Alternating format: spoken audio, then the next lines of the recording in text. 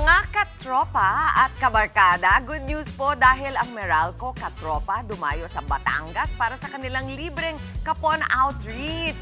At si Laila, ang ating resident cat lover, maaga rin lumarga kasama nila para ipasilip sa atin ang ilang kaganapan. Laila, so happy for you. I'm sure nag-enjoy ka dyan.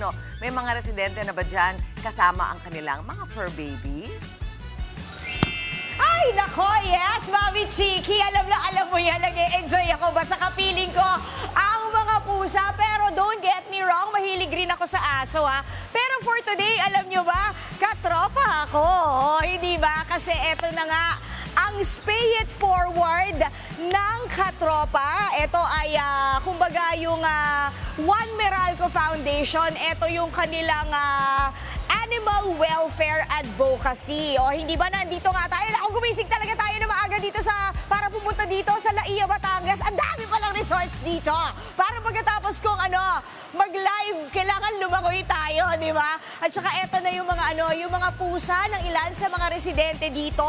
Actually, 2 days, no, Mami Chiki, ang nangyaring pagkakapon or spay and neuter program ng One Meralco Foundation. Siyempre, katuwang niyan ang municipal vet ng San Juan and also yung ating Biyaya Animal Care at Lanco. Kasi nga, di ba, sabi ko sa inyo, maraming resorts dito. Isa na doon, yung bonggang resort ng MVP Group of Families. Oh, wow, ang ganda-ganda. Sana nga, maipasilip ko man lang sa inyo. Pero sa tingin ko, ibang larga yan. Let's do it for another day. O, hindi ba? So eto ngayon, tanungin natin kung nakakailan na ba kasi may mga pre-registered na tayong mga cats and dogs at kung ano ba ang dahilan kung bakit kailangang kapunin ang ating mga alaga. Ipasok na natin ngayong umaga, Dr. Joy Guarin, ang ating municipal vet ng San Juan, Batangas. Good morning, ma'am. Ikaw ba'y nagbarik na ng kapun barako? Hindi, ma'am. Ay, nako. Ako kahit wala. Makulit na. Ma'am, question. Ito pong ating pagpapakapon, tuwing kailan po ito nangyayari? Yearly po ba meron tayong kapon program? Opo, actually ma'am, yung ating spay and castration, pangalawang beses pa lang po siya dito sa bayan ng San Juan.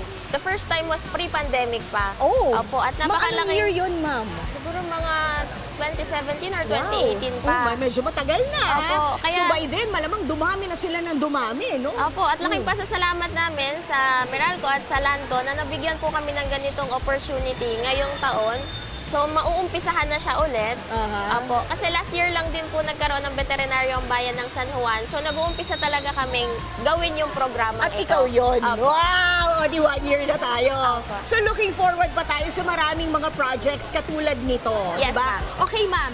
Balita ko kasi 2 araw na magaganap itong ating pagpapakapon ng ating mga cats and dogs. Kahapon na simula na. Nakailan Yes, po tayo po. kahapon? And today, ilan po ba ang target natin? At sino-sino po ba yung mga maaaring magpa-avail netong kapon para sa mga aso at pusa? Opo, so ito pong ating Spay It Forward, 2 days siya. Day 1 natin is TNVR. So pag sinabi po natin TNVR, trap, neuter, vaccinate, and release. Yan. Yes, oo. Opo, so kahapon meron na po tayong nagawang 80 plus na cats mula sa iba't ibang resorts sa bayan ng San Juan, specifically dito sa Laia, Playa. Okay, ngayong araw? Ngayon po, ang ina-expect natin, meron po tayong 200 pre-registered animals, 39 of which are dogs and 161 are cats. Ayan, so looking forward to that. Mamaya, ipapakita natin yung setup dito. Oy, good morning! Andiyan na pala kayo! Di ba? Yung mga kaibigan natin, syempre, from the municipal vet, eto, mga taga-Biyaya Animal Care and One Meralco Foundation and Lanco. So mamaya, Mami Chiki, ipapasilip natin sa inyo. Kasi alam nyo ba, merong nakakaantig na storya dito. Imagine mo, 30 mahigit yata yung pusa niya.